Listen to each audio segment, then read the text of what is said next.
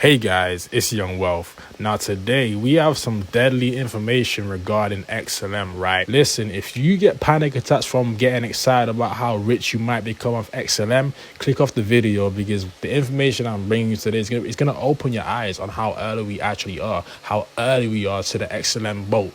And to be honest, I have a couple articles and a couple graphs and data I want to read out to you and a couple tweets that we have a lot of information to break down today because XLM is literally happening in our faces. The adoption is almost here in front of our faces and no one's paying attention. Everyone's slandering XLM. Everyone's actually talking about it's a dead coin. They're going to look so silly in a few years from now or even in a year from now. We don't know how quick this is going to come, right? But without further ado, let's get into the video right now. We're not even looking at the price point too heavy, but as you can see, the price point is 9 cents. Still a great buy, right? But this is what I wanted to show you guys. I have a few things, right? Now, this tweet is actually coming from Nick, Crypto Crusader, right? Shout out to Ncash Official, great YouTuber, great channel, right? He says, believe it or not, but Stellar is accelerating mass adoption through P2P payments. Under the umbrella of payments, specifically cross-border payments, you have B2B and P2P. Stellar can facilitate both, as I always say, but it is heavily marketed for the P2P side of payments, okay? When I look at XLM and XRP, I view them as very complementary. XLM equals P2P and XRP equals B2B. Either we, and if you don't know what P2P and B2B is, P2P is personal, B2B is basically business payments, right? So at the end of the day, either way we look at it, the world around us is evolving. Payments are becoming faster while settlements remain slow. We need to usher the settlement layer into the digital age. You do not do this without adopting new age technology. Say hello to DLT and digital assets. Blockchain and DLT are becoming the tools that build the rails for tomorrow's payment infrastructure. When you go to the grocery store and you pay, you will use this technology. When you send a wire transfer, we'll use this technology. This is what happens, or this is what mass adoption looks like, disrupting the back end layer while the front end layer remains the same. The financial system is evolving. 93% of central banks are exploring CBDCs. Now it's only a matter of time. Those that are not researching this space right now will soon be left behind. Let me say that one more time. 93% of central banks are exploring CBDCs now. Do you understand what that means for XLM? Do you understand JP Morgan alone does 13 trillion transactions a day? Do you understand that? So when you put in 93% of the global banks, the 93% of the banks around the globe, central banks around the globe are actually researching CBDCs, and you know that the World Bank has already said XLM will be a big player in the CBDC realm. Do you understand when you look at the price point of a $2 billion market cap? We are so early and we are going to be so rich, and this is going to probably 100x one day, go past $10 one day. Whether that's in a year from now or 5 from now or 10 from now, it's like if it's 10 from now, you're going to be 10 times richer because you keep DCAing and investing more. But I want you guys to pay attention to this word, right? DLT.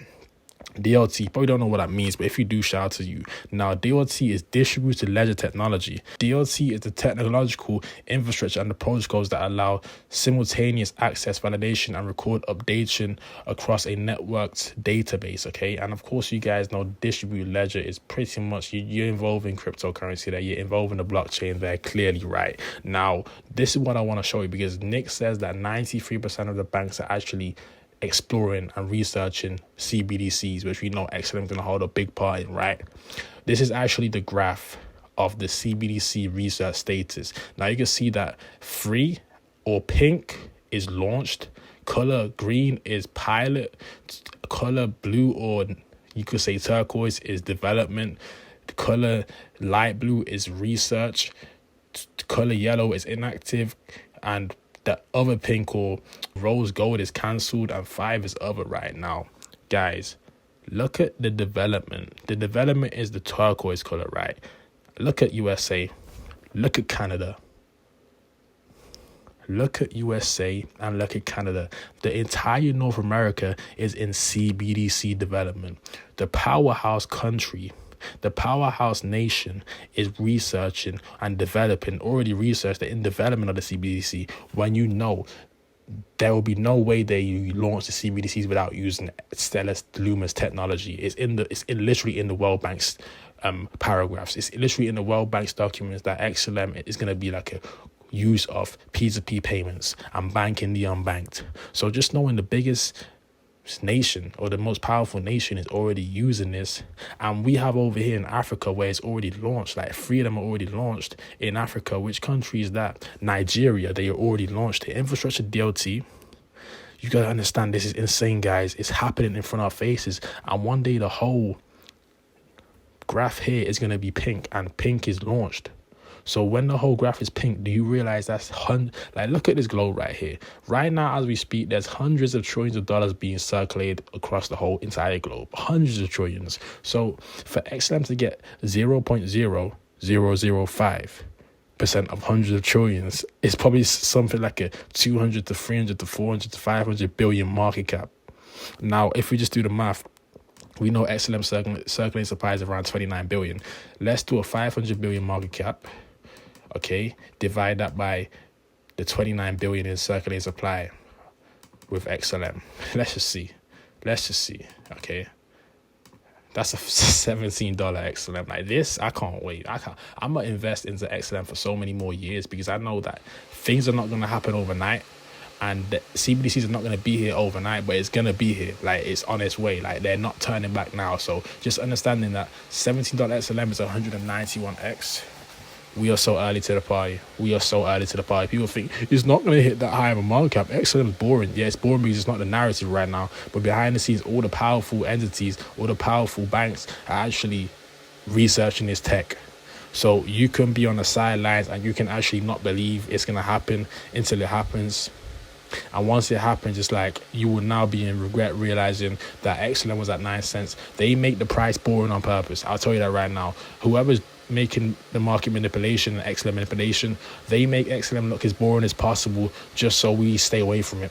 I'm just being honest with you guys. They make it look as boring as possible just so we, the common people, the average people, stay away from investing into it and make it unattractive, okay?